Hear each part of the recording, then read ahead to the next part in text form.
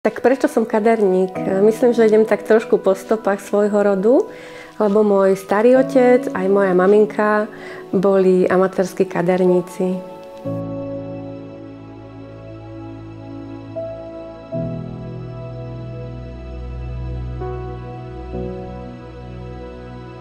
S túžbou mať svoj vlastný salón prišla aj túžba dopriať zákazníkom aj sebe prírodnú kozmetiku, s ktorou prišiel vlastne Davines.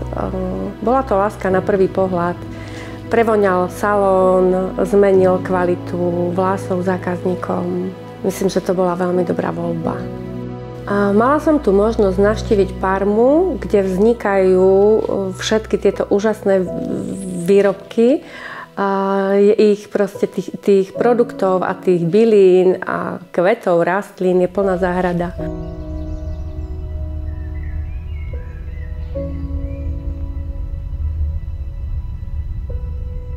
Poznala som tam úžasných, kreatívnych ľudí, ktorí ma namotivovali k tomu, aby som spravila knihu produktových výrobkov z Davinesu.